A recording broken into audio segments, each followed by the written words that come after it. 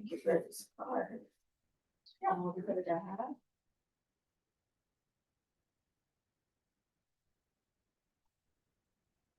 Did you know you and Bryn have the same birthday?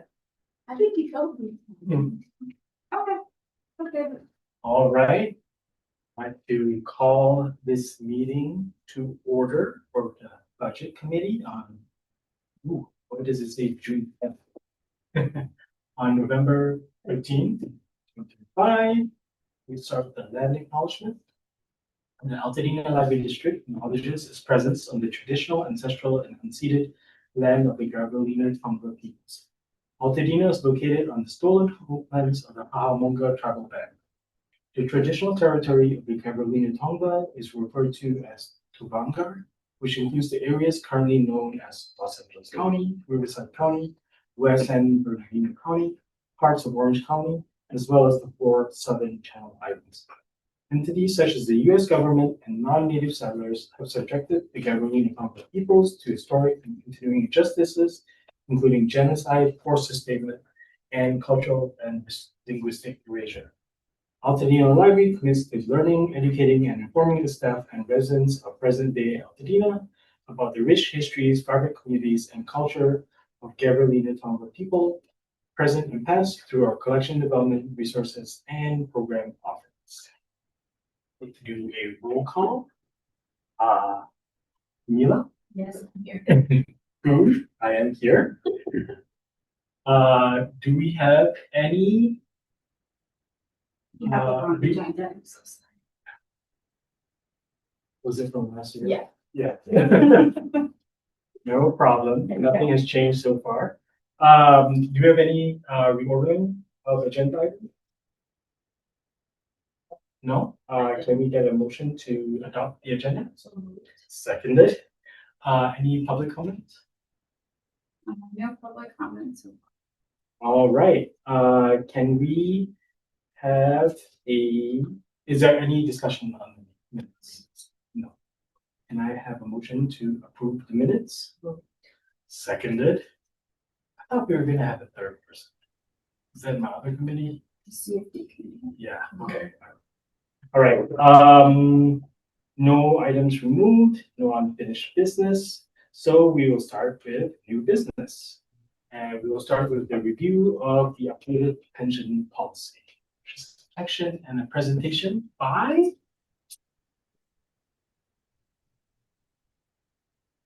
Good afternoon.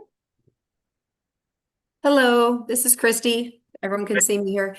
Just thought I'd start out and then we're going to turn it over to Scott because this is it's a big topic. We could spend a lot more time on it, but we're going to try to do it in about 20 to 30 minutes today between presentation, questions, and answers. We thought this would be a good group to first start the discussion, and then we'll take it to full board, which will be next week. But really, I'll let Scott get into it, the bulk of it. But I've worked with Scott at Eide Bailly just for a couple of years, but he's been out in the government sector for quite some time, and he'll talk about that a little bit, the experience he's had working with this. This is not the first time he's presenting or dealing with this information.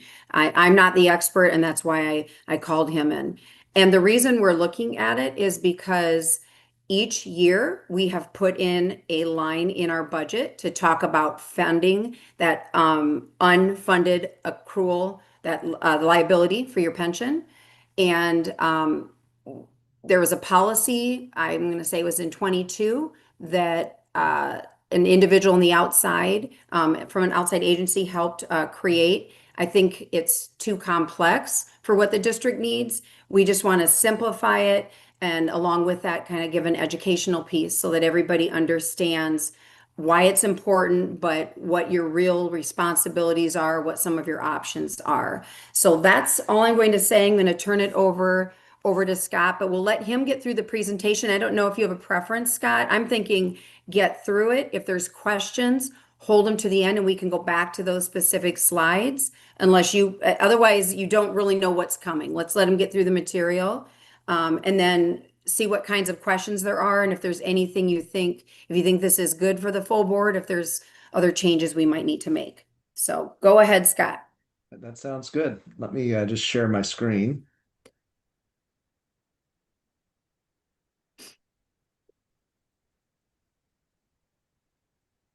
All right, can you see the presentation? Yes. All right, perfect. Well, good afternoon. It's nice to meet all of you. As Christy mentioned, just a little bit about me. I've been with Eide Bailly for about 3 years, but spent most of my career in California local governments. So 17 years in cities. And in all three of my cities, tackled pension issues, went through several rounds of pension bonds in Riverside, went through these same sorts of discussions in Yorba Linda and Newport Beach. And so this is something that's been an area of interest for me and something I've helped clients with since I've joined the firm. And that's why Christy brought me in. Today's presentation covers 4 areas, and I'm going to move through the first 2 of them pretty quickly in the interest of your time, but we can go back with questions at the end. But Christy thought it was important to give a little bit of a background, and I agreed on how we got to where we are now to sort of understand the landscape that created the pension liability that you're working to address, and then talk a little bit about the options you have, and then some data that we've pulled from your reports from CalPERS that's specific to the district to give you some context for your actual liability that you're facing. So to start off, just to talk a little bit about kind of the national landscape and the CalPERS landscape, we've assembled some slides just with some kind of introductory data. So if you compare California to other states, CalPERS and the other California plans are generally very well funded. This is a graphic that just shows you across the entire country sort of what that landscape looks like, with the lighter colors, including California, being the better funded plans, and the darker colors being the less well funded plans. And there's states that are at the point with their pension funding where they could risk insolvency, but California is not one of those states. And this graphic illustrates that point. The orange states are making positive efforts every year to reduce their liability. And as a result of that, California again being one, California was 76% funded when this slide was produced in 2023. And we've just recently gotten the data for 2024, and I'll talk a little bit about 2025. That situation is continuing to improve for California. So, one of the reasons why this topic is on agendas and has been for the last 10 years is news coverage about this. But I have a chart in a minute I'll show you to say that a lot of the news coverage really focused on a period from the mid-2000s until today where the contributions have gone up, up, up, and up. But if you rewind that slide, and I have one in a minute to show you, to the 90s, the position doesn't look quite as bad in that instance. So contributions were higher back in the 90s. They went down in the 2000s, and then they've come back up. So while they are higher today than they were in the 90s, the graphic that you utilize really tells the story differently depending on what the starting point is. Reasons why this is more visible now. The Governmental Accounting Standards Board issued a standard back in 2012, which changed how we disclose these liabilities in the district's financial statements. And so this is more visible as a result of that. And then for agencies that have outstanding debt, the bond rating agencies are focusing more on this as something that they evaluate when they look at rating different government agencies. Another challenge that's out there, earnings in the market over recent years have been going down, and because of that, the assumed rate of return for the pension funds has been going down as well. And you can see on the left side trends in returns for pension funds, and on the right a similar gradual decline in the assumed rate of return that they're projecting for the future. So looking now really just at California, rewinding that clock again, the benefits back up until the early 2000s are what we could call reasonable. They were funded from the revenues that existed, and they were sustainable in the long term. In the early 2000s, the markets had done really well. CalPERS found itself in what they call a superfunded status, meaning that they had more money on hand than what they needed to fund their future liabilities. And as a result of that, CalPERS reduced the required contributions from employers down to a much lower level. And so then the legislature said, well, we have this extra money in CalPERS, maybe we can create a better benefit for employees. And so they went ahead and did that. And then agencies kind of felt a need to follow suit, one after the other, and give out some of those better benefits. This is just an example of that. This is a more rich benefit, I believe, than what the district had, but as an illustration, if you think about the example on the right for a non-public safety entity, almost a 50% increase in the accrual rate of the pension, and then folks could retire 5 years earlier. And so when doing that, obviously it increased the liabilities. And this is a complicated slide, but just want to point your attention to the chart on the right. And you'll see there in 1999, that's what I was talking about. CalPERS was 128% funded. And so that was that super funded period. And then if you look back into the 90s, they were still very well funded. And so that's really the situation that created that interest in creating some better benefits for folks. CalPERS then over more recent years, and I'll talk about this on a slide in a minute, has done a lot of things to improve the way that they measure these liabilities to have more realistic assumptions. And that's really what's, in addition to those bigger benefits, driving those increased costs. The other thing that is worth pointing out is obviously investment returns don't track every year with what's expected. And so this shows you, though, over time, generally CalPERS has done pretty well. There's only 5 years in this look back to 1993 where CalPERS actually lost money. And while this graphic stops in 23, you can see on the left, 24 was a 9.3% return, and then 25, which is still preliminary, was 11.6. And so with a benchmark of 6.8, you've had 2 years now, in the most recent 2 years, where the returns have been higher than their expectation. And because there's a lag in the reports that you get, that's actually going to improve the situation versus the data I'm going to show you in a few slides. So that piece of this is actually good news that CalPERS has been having a few good years. This is just kind of some high-level data about CalPERS. Obviously, it's one of the biggest pension funds in the country. 75% funded as of that last official measurement point that's 2 years ago. So that's going to go up, obviously, with 2 good years after that. And you see on the right there, something else that a lot of folks don't understand is that over half of the money that's being paid out of CalPERS is generated by investment earnings. And that's really why this question of what are they going to earn and what do they earn is so important. Because if they have bad years with their investment earnings, that then creates the need for employers like the district to backfill the difference. So what has CalPERS done over the last decade and a half? And these are the things really that have impacted creating the liability that you're trying to address.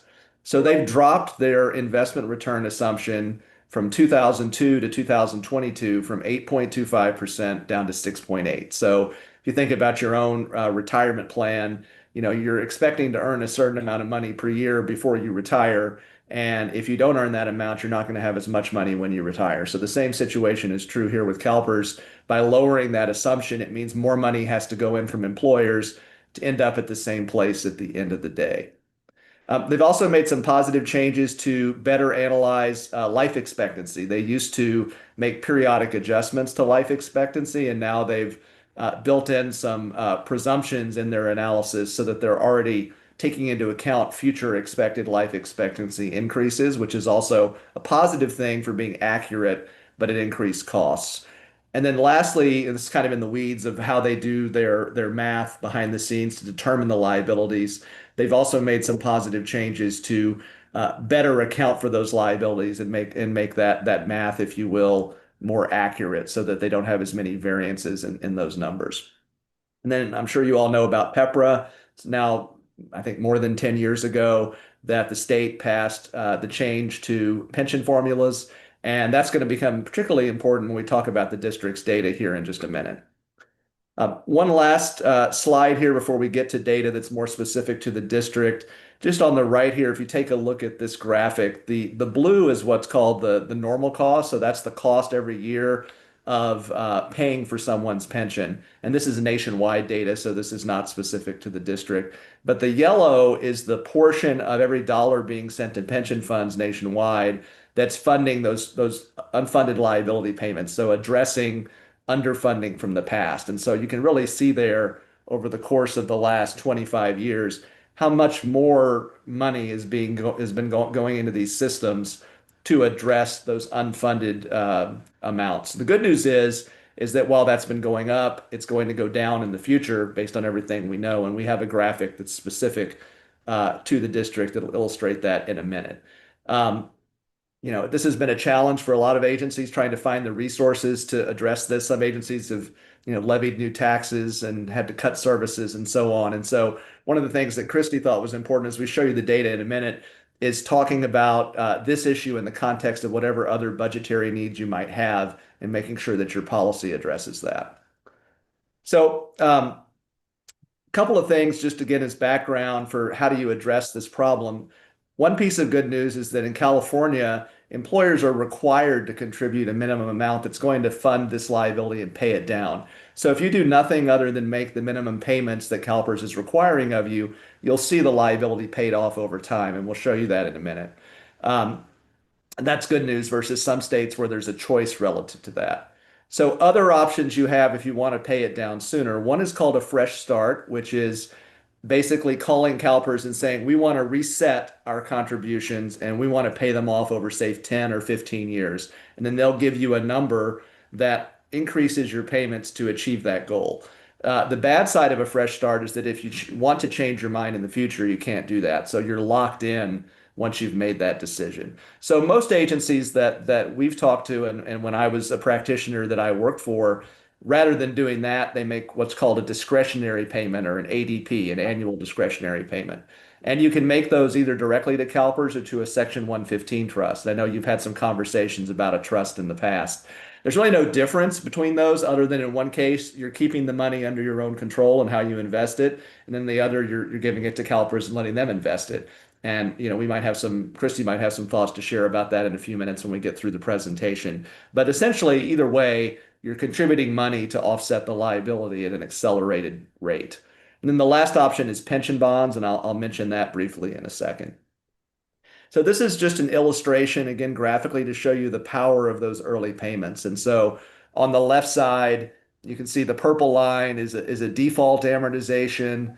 The red line is paying without a phase-in period. The green line is shortening to 20 years. And the red line and the purple line is shortening to 15 years.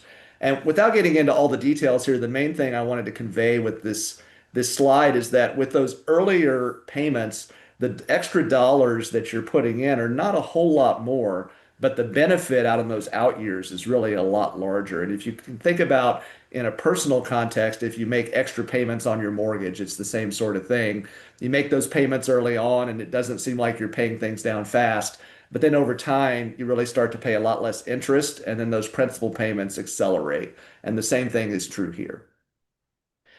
Another point to make, this is a slide I actually borrowed from Newport Beach from when I was there, just to say that the tough thing about this, especially as elected officials, is that as the market is going up and down, you can be making extra payments and actually have the day you're going to have this paid off become farther in the future because of things you have no control over. And this is illustrating that point from my own experience. We were targeting 2034 to be paid off, and we were paying a lot of extra money into CalPERS. And then the next year had a bad year in the market that pushed out to 2036. Next year, a good year, pulled it back to 2030, and you can kind of see the pattern here. So you have to get comfortable with the idea that you're going to be making headway with this and reducing your overall long-term costs, but the date that you're going to pay this off is not going to be certain. It's going to depend on these market forces and changes that CalPERS makes. Just one passing comment about pension bonds. There's a lot going on in that graphic, but really the point I want to get across is that this is something that a lot of agencies have talked to folks in the financial community about, and it could be a good thing from the standpoint if you time it right. It can reduce your costs because you're putting a large amount of money into CalPERS all at once and then making payments on bonds instead of paying CalPERS with the thought that that's more cost effective. But this is a great slide that I borrowed from an entity out there called the Pew Charitable Trust that does a lot of great pension analysis. And this is real data that just shows you an illustration during the 2 years of 2020 and 2021. Depending on what quarter you made a pension bond payment in, you could either have a large benefit or a large loss based on what happened to the market right after you made that contribution to CalPERS. And so that's really the thing I would say about pension bonds is it's a risky thing. And the Government Finance Officers Association actually has a policy where they advise against issuing those. So if you ever investigated pension bonds, you just want to make sure that you understand all of those nuances and have a financial advisor that is, making the right decisions in the interests of the district to make sure that you do that in a as risk averse a way as you can. All right, with that, focusing in now on data from the district. This is a 4-year view of your employees. And a couple of things stood out when we did this analysis.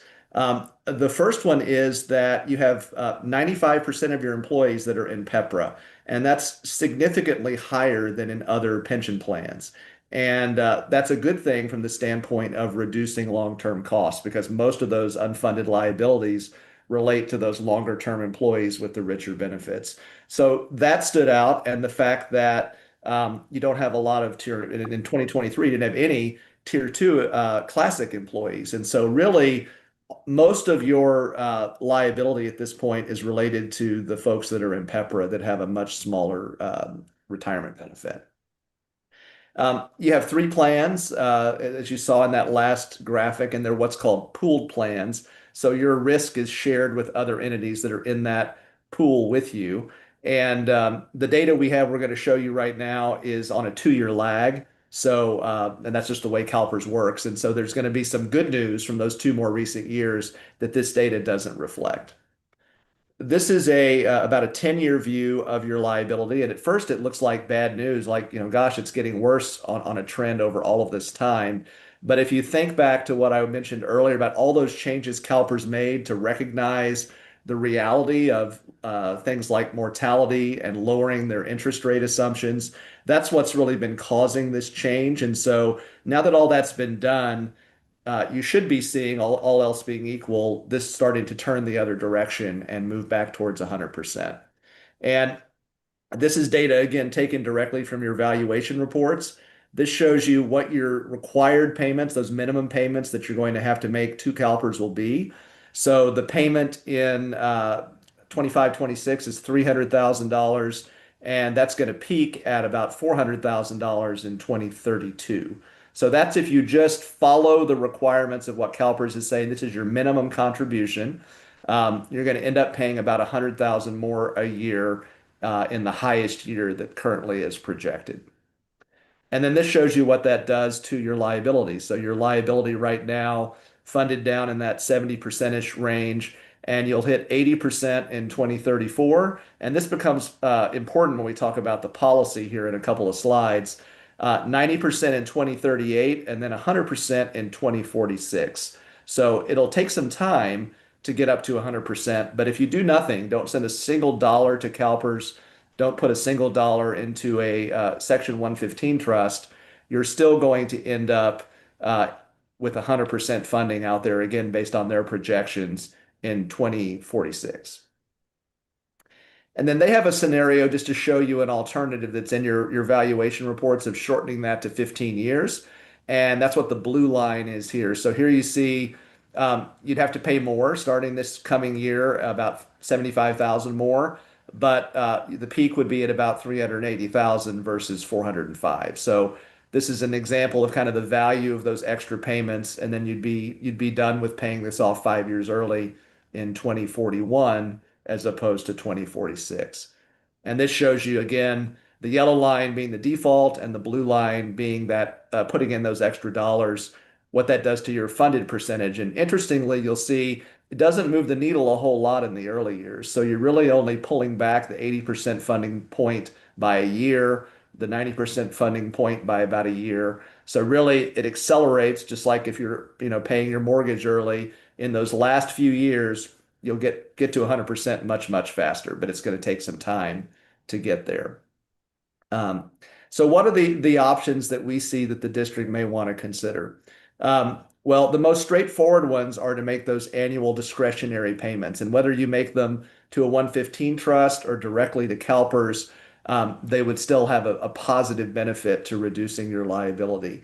But we think it's important to recognize that this is not a decision you should make in a vacuum. And so you need to evaluate, or we would recommend that you evaluate other budgetary priorities. And that's something that I always did in my cities, and I recommend to my clients, is that if you have other needs like capital construction projects, things like that, you have to evaluate which of those is the highest priority for the board and for your constituents.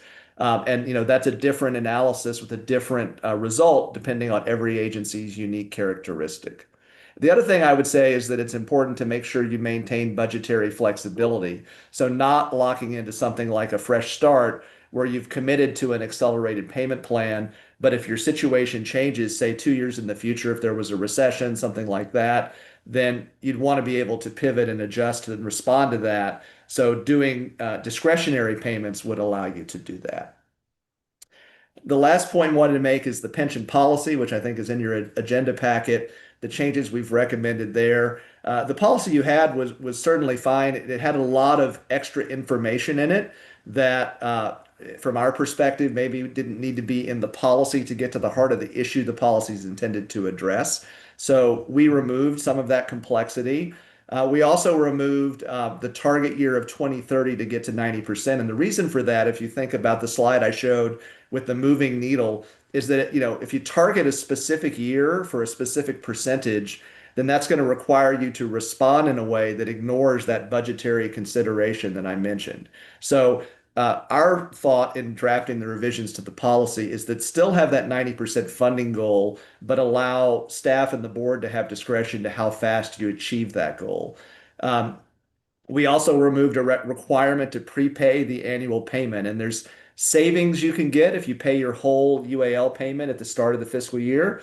But at the same time, if the market is extremely volatile, let's say at that time of the year, it may not make good management sense to make that payment at that time. If you drop those funds into the fund and then CalPERS loses money right after that, you may be in a worse position than if you pay it on a monthly basis. And then the last thing we removed is the requirement to put the money in a Section 115 trust, again, giving the board and the staff discretion to talk about whether it makes more sense to use a 115 trust or put that money directly into CalPERS. So with that, just kind of a summary of what we shared today.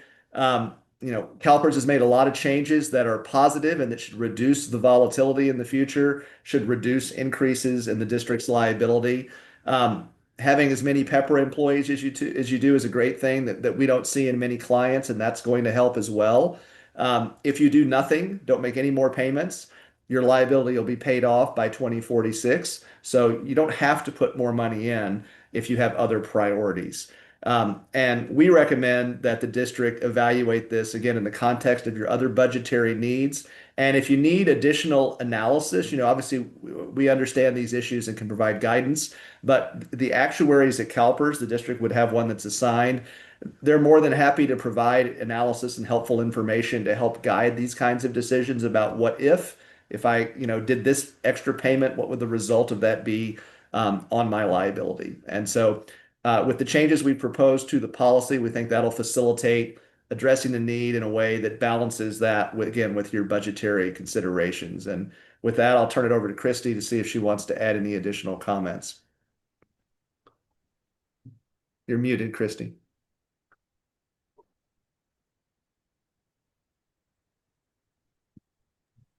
Sorry, I didn't realize I had muted. Apologize.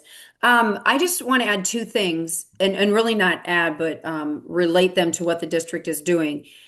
Just lost my train of thought. I'm sorry. Two things you said. So sorry.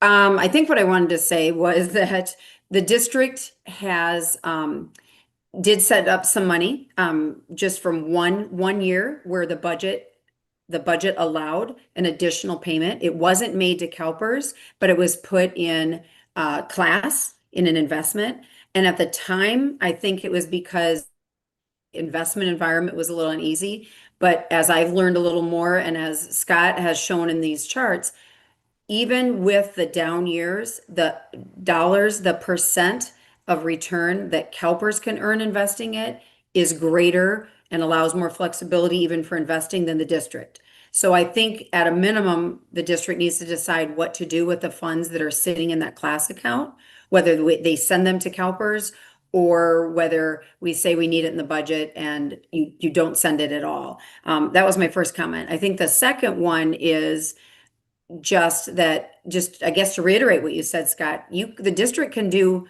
nothing, or they can be a little more proactive and get this thing paid down.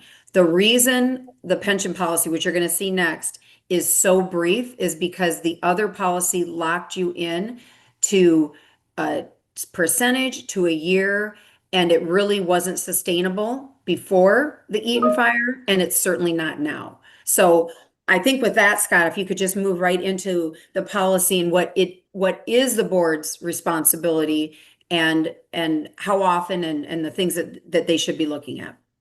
Do you want me to share the policy on the Please, screen? yeah. I think, isn't there a slide in here? It's not in a slide, it's in the previous slide, but this Okay. is revisions, but if you want me to share the actual document, I can do that. If you have it, share it. Otherwise, I guess, if you don't mind, Scott, I'm sorry. I was thinking it was the last slide. I have it.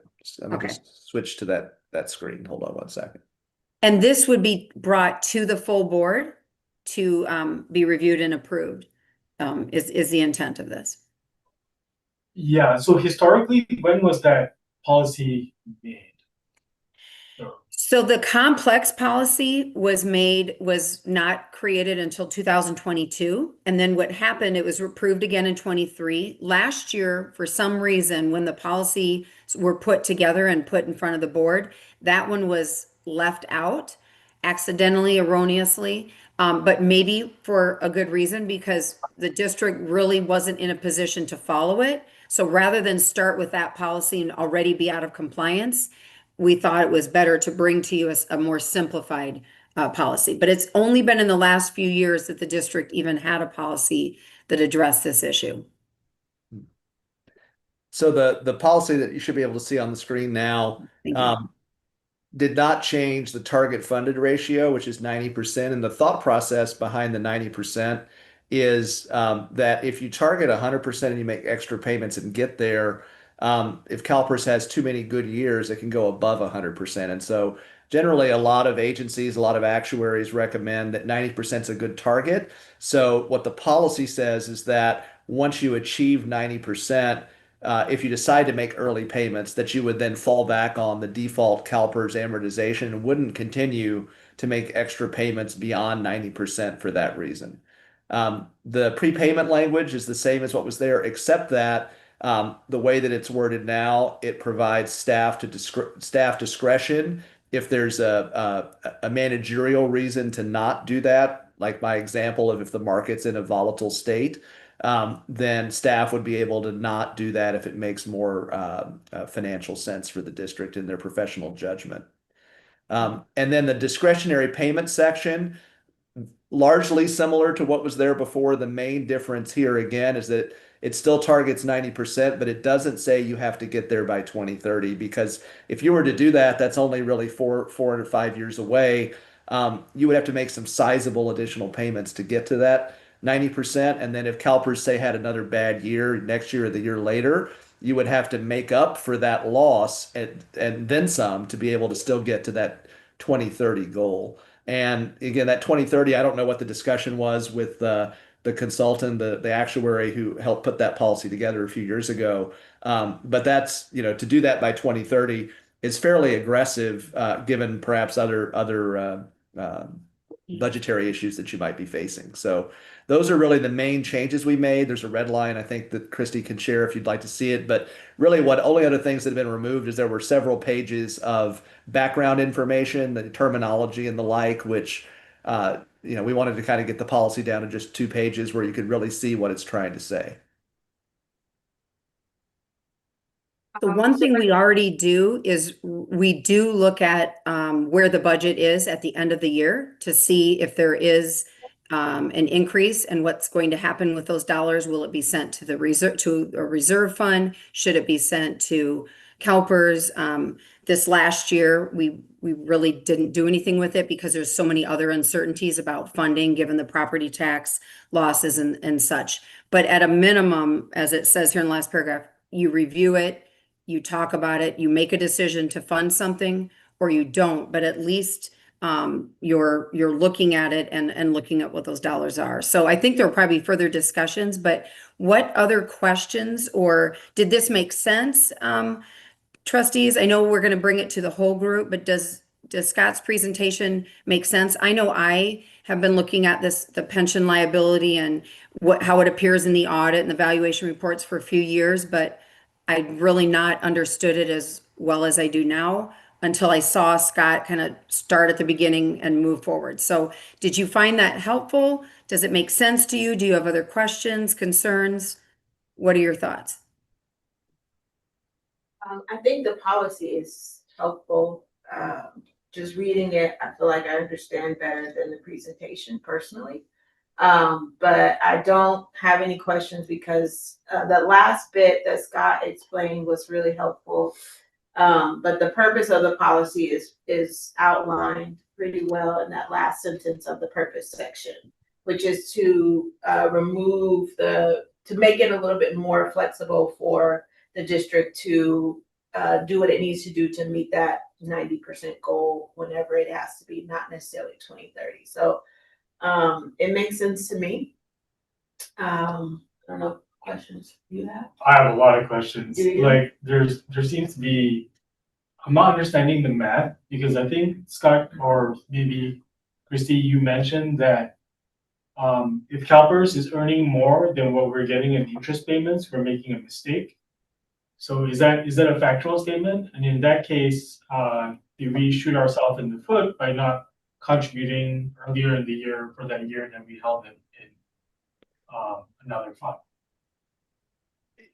You want You me want to to take address that, Scott? Go ahead. Go ahead. So, if you recall back in my presentation, I mentioned that CalPERS at one point was assuming they were going to earn around 8%, and they've dropped that to 6.8. There's been a lot of analysis over the last 5 years or so to really dial in the mix of investments that they invest in and what they call de-risking the portfolio to try to minimize the likelihood that the portfolio is going to have a big drop.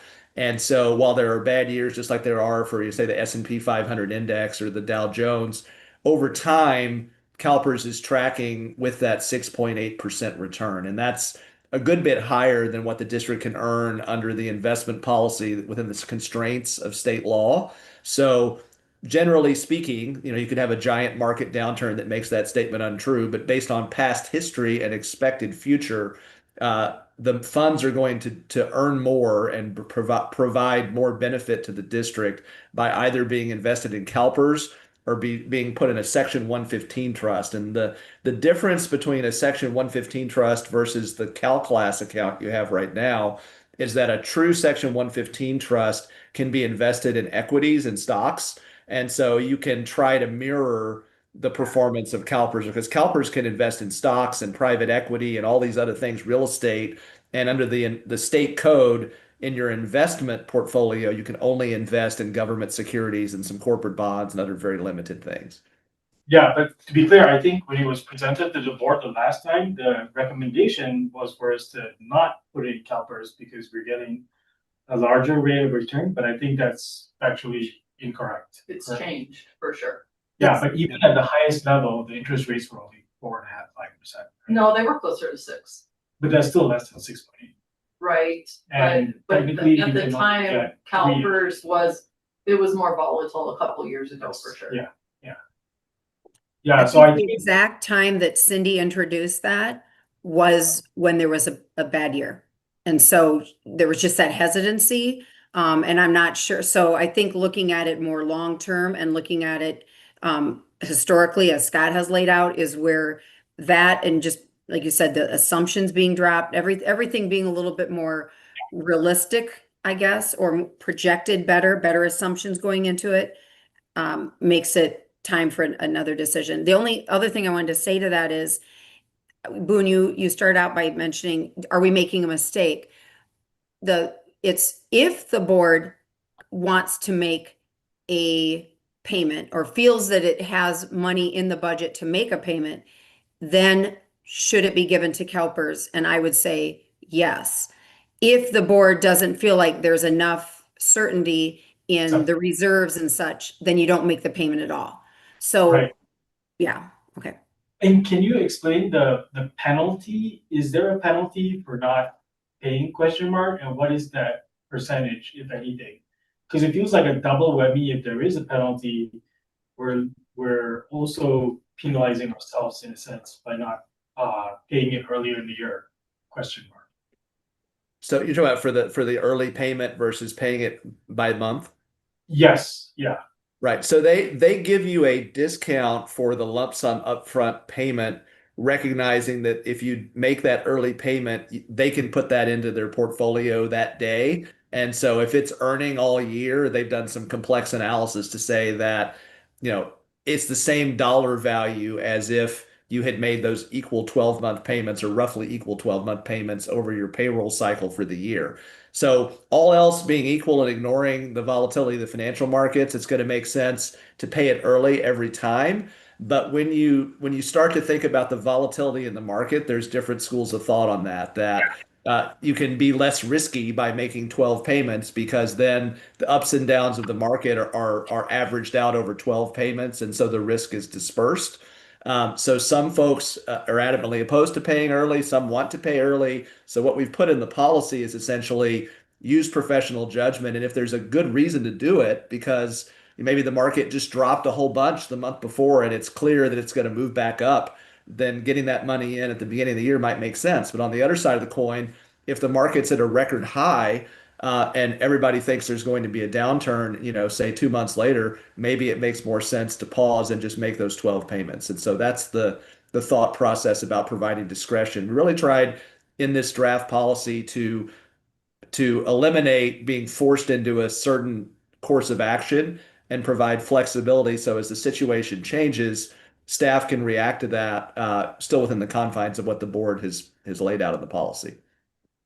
So I think that's all well and good and makes sense, but it would be good to understand like the value of that 12-month addition from CalPERS, if that's a written down number, whether it's, I don't know, 0.5%, 1%. But in general, I think the policy is fine. It gives us the maximum flexibility.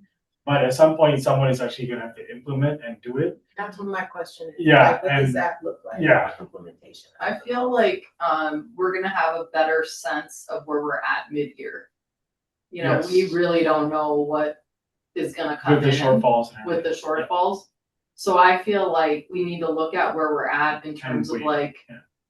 can we afford, and I get your point, this has only been earning 4 to 5% sitting with class, but it's also liquid.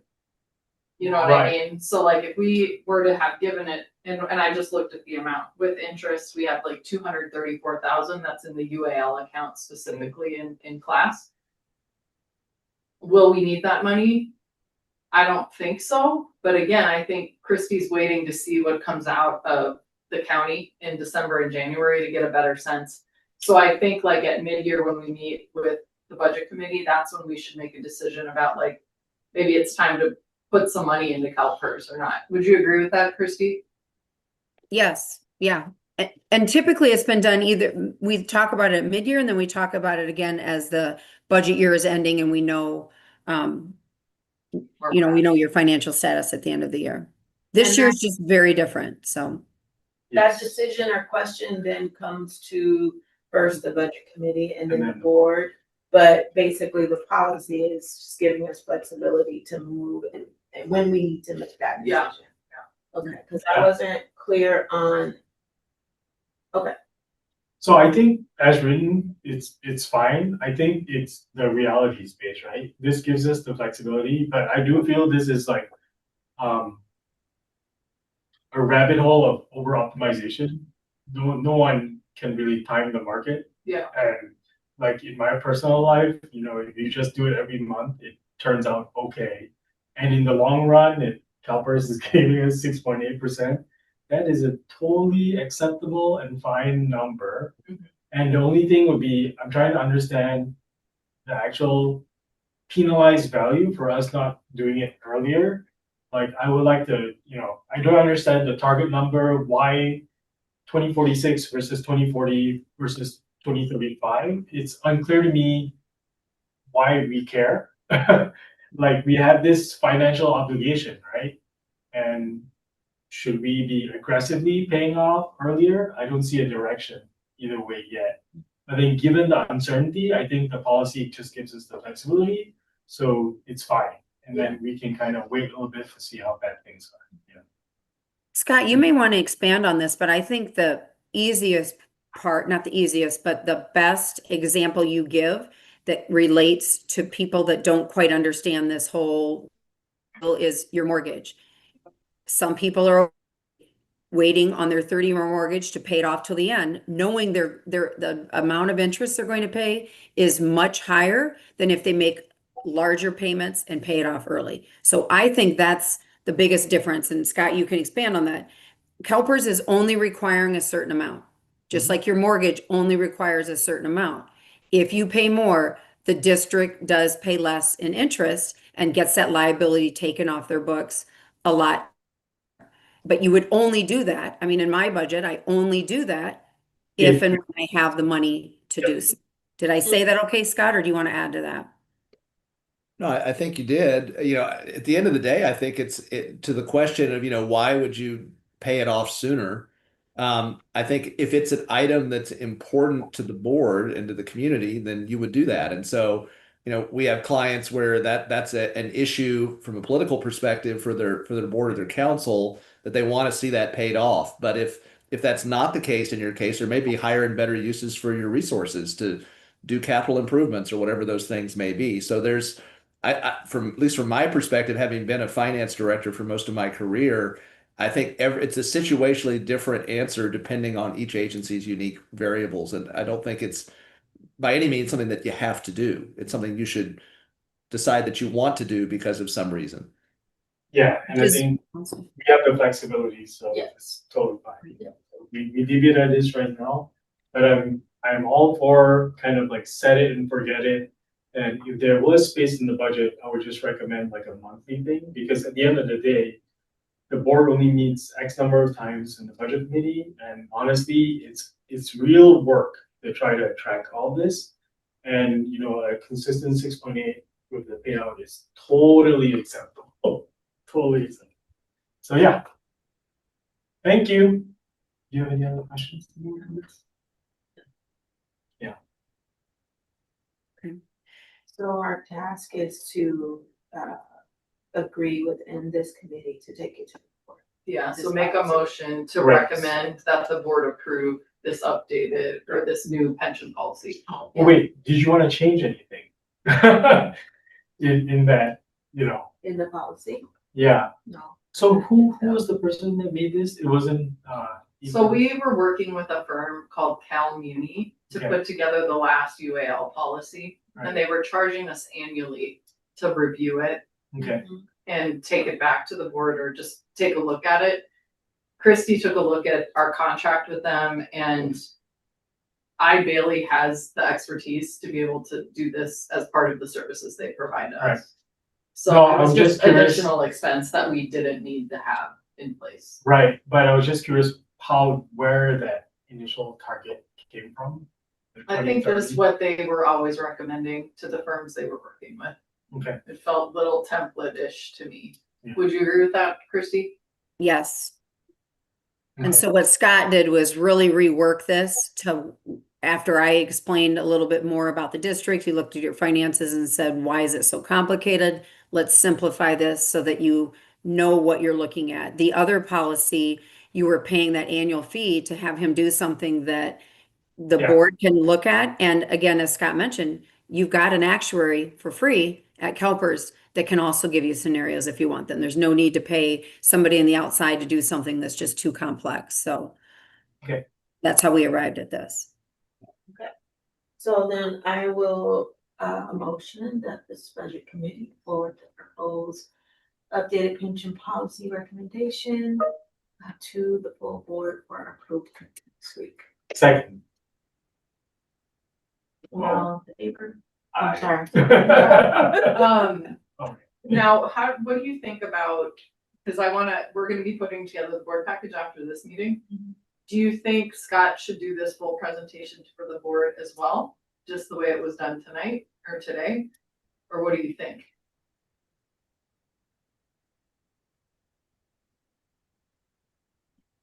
Sure. I'm not sure either. I think the other brains on the board will receive it Well, well Yeah, and process it well. Okay.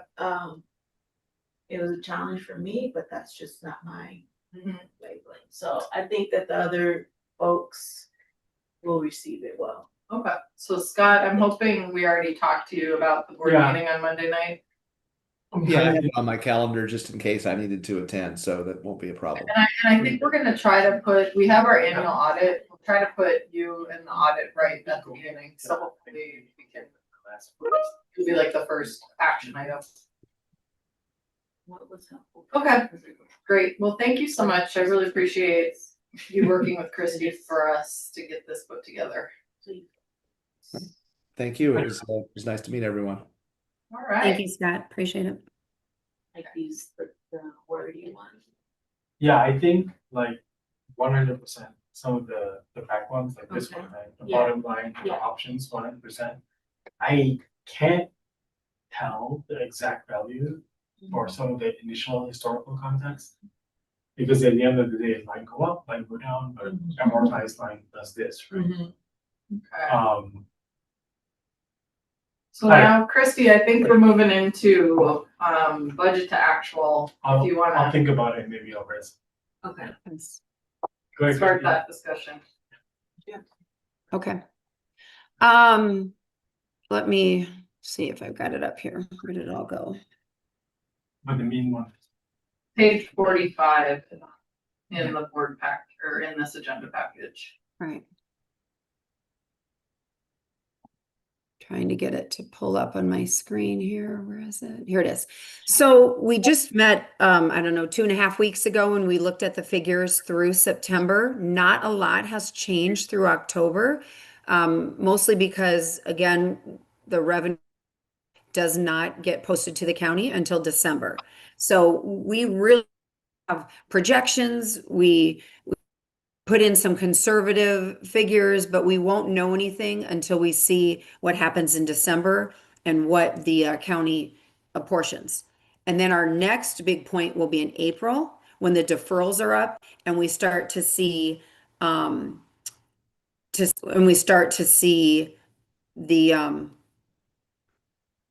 the changes, when we start to see what happens after the deferrals and everything else falls into place. So we still got a couple of periods to go. But let me share, because I'm not sure if this is in the packet. I think it is. But just so we're looking at the same thing. So this document right here is the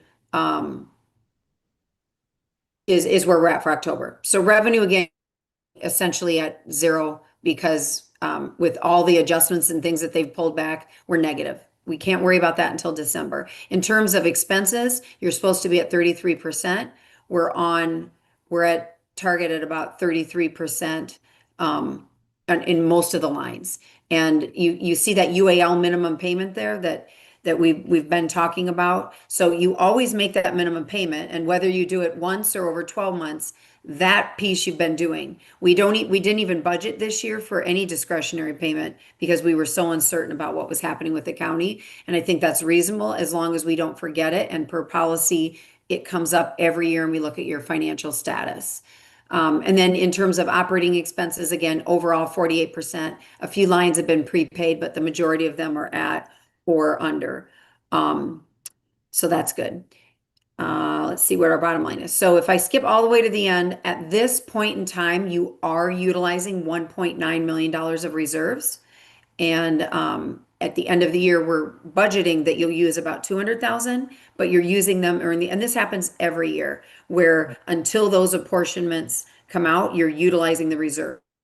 Your policy says at least 50%. They want you to have at least 6 months, because for 6 months you might be utilizing those dollars. Right now, you're well above your 50% mark, which is great. That's helped with the cash flow in terms of these deferments. We wouldn't have been able to do it without you having a healthy reserve. And now that the district has actually received the $3.6 million additional funding, that will be invested. And we're going to be talking about that at the board meeting as well. How do we invest those dollars, knowing that they have to be fairly short term because it will be utilized over the next 3 years to supplement the shortfalls. So unless there's questions about this, I'd like to go into the bigger picture, which is just your overall budget in general and a cash flow analysis that we've put together for 5 years. Any questions before I move into that? No, but one topic is with that money coming from the state of California, Mhm. are we held to the same rules where we can only accrue X amount % on interest for that? Or is that No. what? open? No, there's no requirement on what the district can earn. I mean, you have a limited amount of options for investments. You have a limited investments, but in terms of how much you can earn, no limitations on that. Just that you know, you look at your policy says we look at liquidity in case you need to pull from it. We look at risk, you know, volatility, those things. Okay, And because that check just came in, that will be on the agenda for Monday's meeting, so that we'll bring you the different options. And the board doesn't really make the decision. Nikki, as director, has the authority to do it, but we want to inform you about the options that we looked at and why Nikki and why we're recommending what where to invest those funds. So that'll be in the next meeting. Let me share again. Sorry, I'm all over the place here. Where am I? Okay, That's so in the safe. is it really a check? putting this together, it's summarized. But what I did was look, we put figures together just to show you where we would be going out 5 years. Now, before this was even put together, we had done this a little bit higher level, a little not quite in this detail, but we believe we were right on because it's why Nikki and others, board members, went and made the ask, and with Jean's assistant as well, made the ask of the state for what they did, asked for a lot more, got the 3.6. It's because that is the shortfall, the immediate shortfall. And I think what we'll see out of this is there's potentially going to be additional shortfall and the need to ask for more funding. So if we look at this in a summarized fashion, this is all budget. None of this is actual, it's all budget. But if you look at FY26, large revenue because of this 3.6 million. So the property tax apportionment, what we said was, let's just stick with what we have now. Go ahead, Nikki, do you need something? Green or no? Can you hear? It's not sharing? No. Oh, it stopped. Okay, sorry. Mhm. Can you see it now? No. Sharing and putting the box around it. Let me see what's going on. Okay. How about now? There it goes. It's coming, yes. Okay, sorry about that. I must have had a delay on my end. I'm sorry. Let me move this. Okay, so Maybe these talk 5 about years. All. All right, let Maybe me a little make it bigger. bigger. Yep, absolutely. If I can This one. figure out. Yeah. Is that bigger or even more? That's definitely better. That's better? Is that easier to read? Okay, let's see if I can get everything on the screen. I think I can. Okay, let me start over. So this is budget only, looking for 5 year, going out 5 years.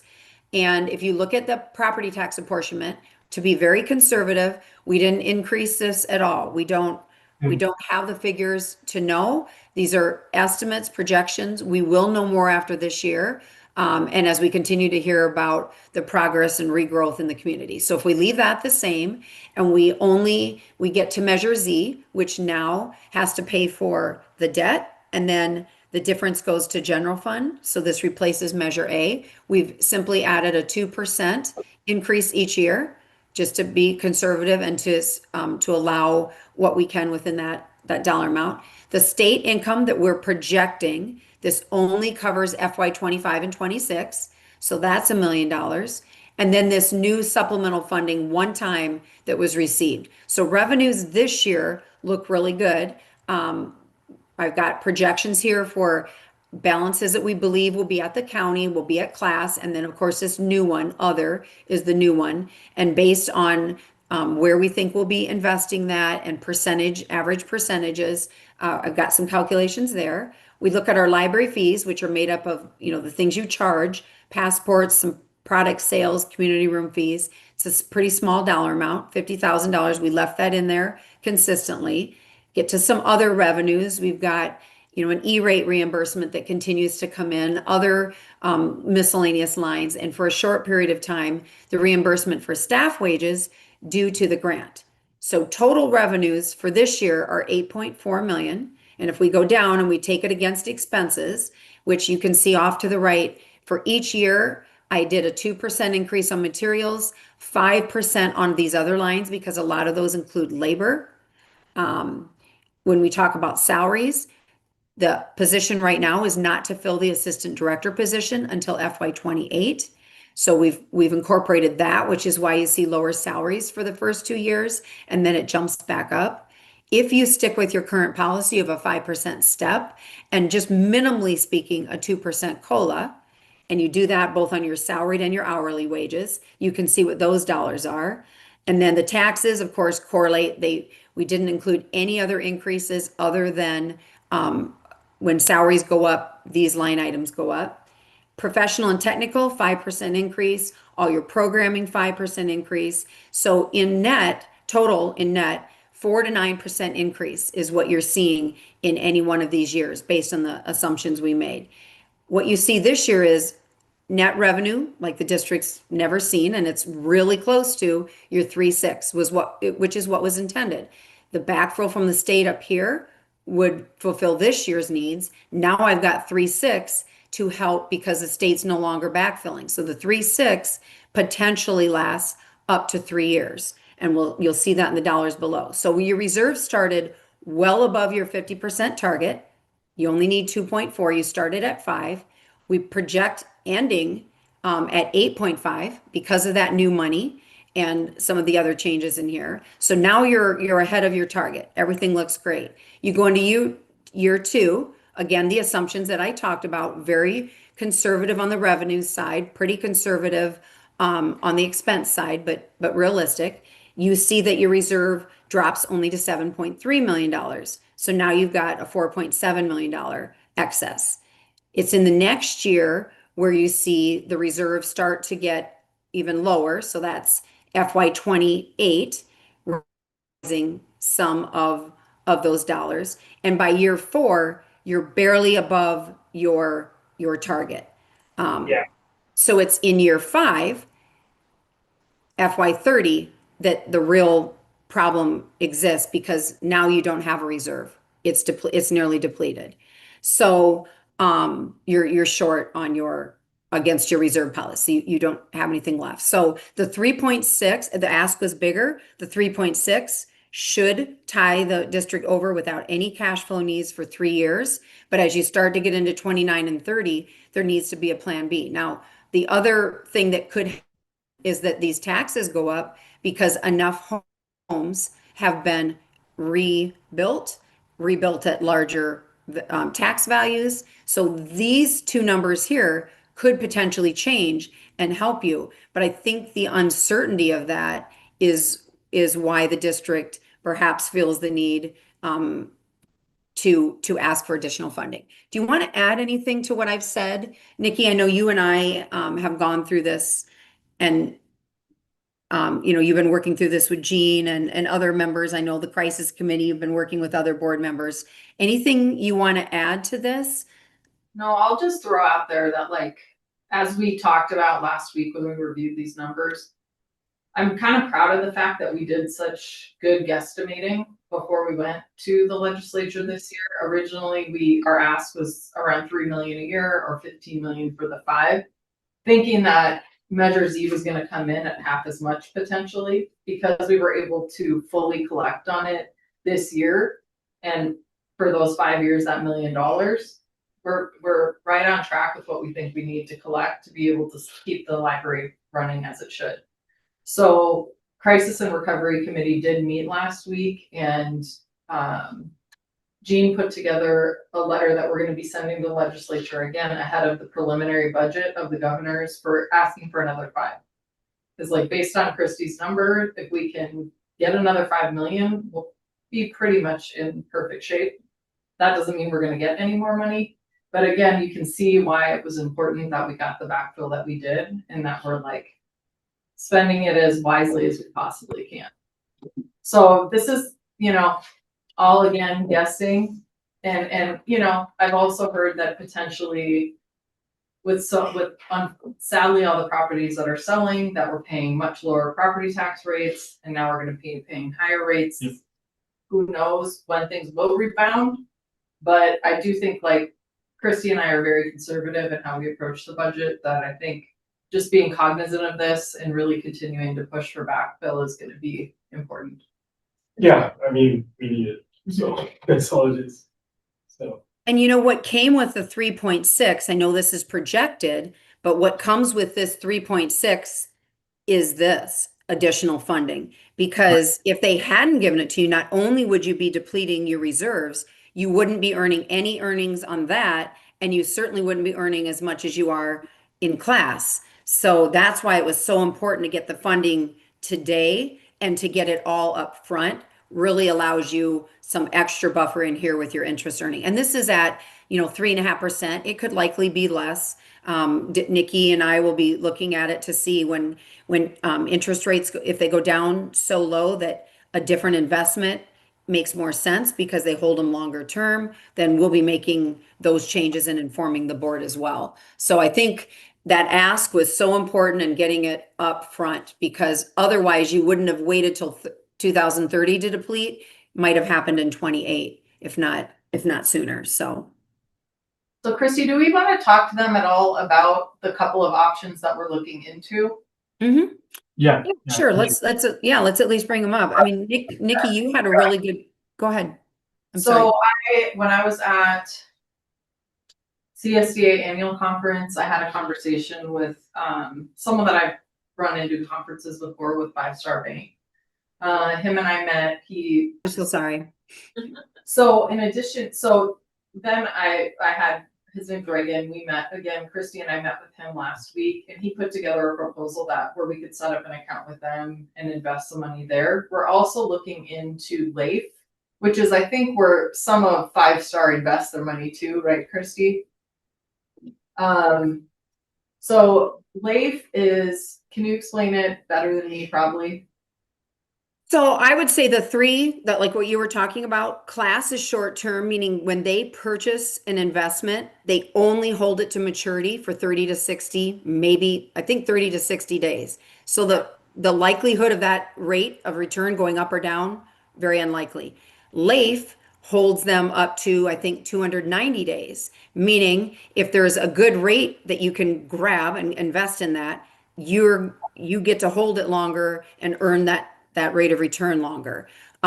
Where what happens with Five Star Bank is they're a lot closer to LAIF. They hold their investments longer.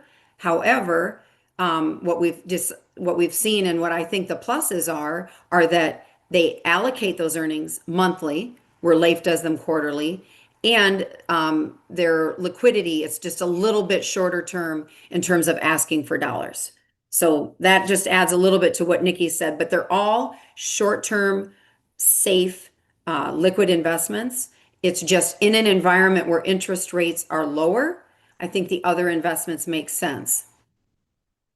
Yeah, I And know, these are the ones where you said that it's not a board decision, that Nikki you have the.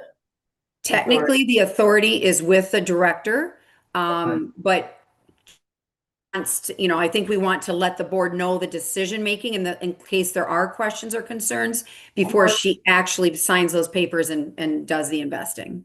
Okay. And I still think we need to look into what it takes to invest in LAIF, right? Like, I don't think we can do that through Bank of California, right? So LAIF, and it's a fairly simple process, similar to class, in that, there's a little bit of paperwork, but it's already in your policy as an approved investment. So it certainly can be done. LAIF is in the policy as an approved investment? LAIF, yeah. And it's local agency investment fund. So it's only government agencies investing in it, very similar to what's happening with class. And the money market that Five Star Bank is talking about also geared toward government agencies when they're selecting their investments. Yeah, I think this is fine, right? The 3.5 from your projections, we're not gonna need it technically for a while. Yeah. And because we're free and easy to use it to earn additional interest, where others, we can't, we should totally take the opportunity. So if it needs to lock in a decent rate for longer term, we should.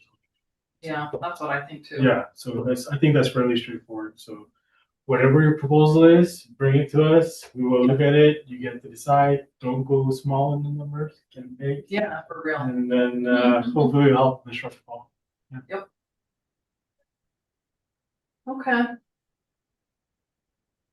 Was that the last item that was operating budget 5-year, Christie? Yes. All right, thank you. Thank you, Christy. Thank you.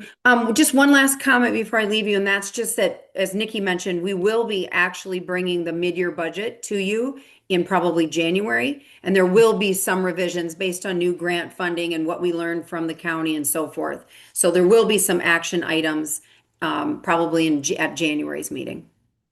That's fine. Okay, thank you. I don't know if Any, there's anything else. no, I think so. any proposed future agenda items? No, Yeah, our next meeting will be in February, what do you mean? Oh, you mean. the budget committee. I was like, we're gonna meet in a couple of days. Okay. I will adjourn the meeting at 3:14.